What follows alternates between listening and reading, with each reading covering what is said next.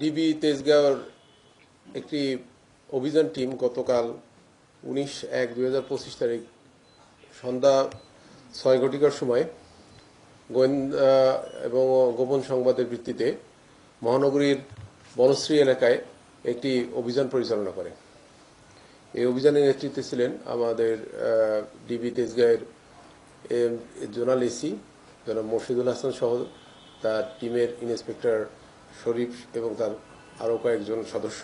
বনশ্রী এলাকায় অভিযান পরিচালনাকালে তাদের কাছে যে তথ্য ছিল তাতে জানা যায় যে একটি চক্র বেশ দীর্ঘদিন ধরে ভারত হতে আখাউড়া সীমান্ত দিয়ে চোরাচালানের মাধ্যমে বিভিন্ন ধরনের কসমেটিক পণ্য এনে দেশের বাজারে বাজারজাত করার চেষ্টা করছে এবং সে একটি বাসায় মজুত করা সহ বিভিন্ন স্থানে পরিবহনের কাজে একটি গাড়িতে মাল লোড করা হচ্ছে।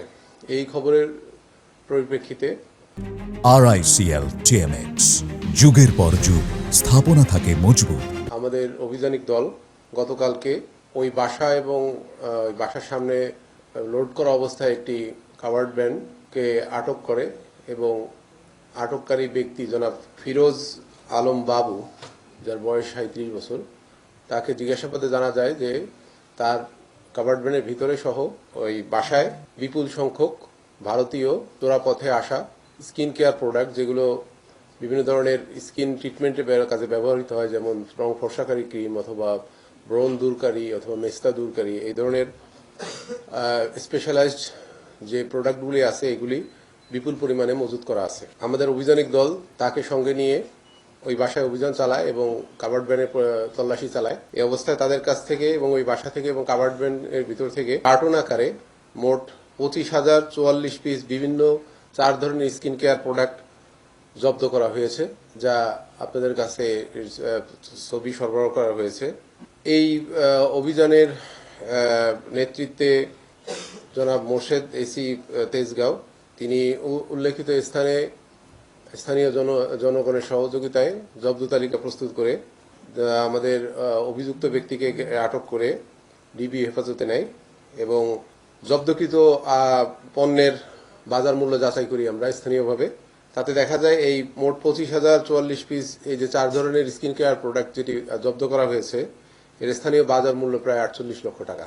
এই বিপুল পরিমাণ স্কিন কেয়ার প্রোডাক্টের যে শুল্ক ফাঁকি দেওয়া হয়েছে সেটি আমরা আনুমানিক যাচাই করে দেখেছি যে এই চালানে যে প্রায় সরকারের প্রায় 6 লক্ষ টাকা শুল্ক ফাঁকি দেওয়া হয়েছে। এই ধরনের প্রোডাক্টগুলো তারা বিভিন্নভাবে স্থানীয় বাজারে, বিভিন্ন অনলাইন প্ল্যাটফর্ম সহ বিভিন্ন সুপার শপে এবং আমাদের বিভিন্ন পাইকারি বাজারে এরা সরবরাহ করে এবং এই সরবরাহকারী ব্যক্তিরা দীর্ঘদিন ধরে এই কাজের সাথে নিয়োজিত। তো আমরা ডিবি তেজগাঁও টিম তাদের বিরুদ্ধে আইনগত ব্যবস্থা নিচ্ছি। ইতিমধ্যে দ্বিতীয় ব্যক্তির বিরুদ্ধে সহ ওই বাসায় যারা এই কাজের সাথে জড়িত ছিল এবং ওই বাসার যিনি এই পুরো চক্রটার সাথে যে মজুতকারী ছিল তার বিরুদ্ধে বিশেষ ক্ষমতা আইনের 25-এর ধারায় মামলা রুজু করা হচ্ছে এবং আদালতে উপস্থাপন করা হচ্ছে। তো এই প্রোডাক্টগুলি আসলে স্থানীয়ভাবে বাজারে বহুদিন ধরে বিক্রি হচ্ছে, যার কারণে সরকার রাজস্ব থেকে বঞ্চিত হওয়ার পাশাপাশি যারা ভোক্তা, যারা ব্যবহারকারী, তারা আসলে এই প্রোডাক্টগুলোর গুণগত মান সম্পর্কে যাচাই করার সুযোগ থাকছে না, কারণ এগুলো চোরাই পথে আসতেছে। উপযুক্ত কর্তৃপক্ষ যেমন বিএসটিআই বা অন্য কোনো উপযুক্ত কর্তৃপক্ষ কর্তৃক এগুলো কোনো ধরনের টেস্টিং ছাড়াই বাজারে মানে প্রচলন হচ্ছে, যার কারণে যারা ভোক্তা আছেন তাদের এর ব্যবহার সম্পর্কে তারা পুরোপুরি অবগত হচ্ছেন না, বিধায় তারা বিভিন্ন ধরনের শারীরিক ক্ষতিরও সম্মুখীন হচ্ছে।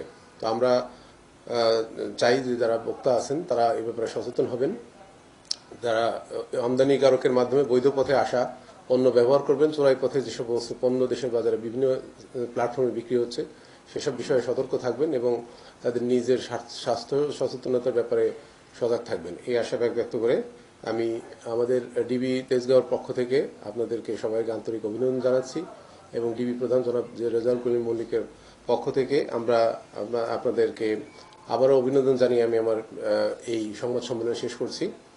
তো আমাদের এই অভিযান অব্যাহত থাকবে। এই অভিযানে যারা সংযুক্ত ছিল তাদের সবাইকে আমি আমার পক্ষ থেকে আন্তরিক অভিনন্দন জানাচ্ছি। ধন্যবাদ সবাইকে।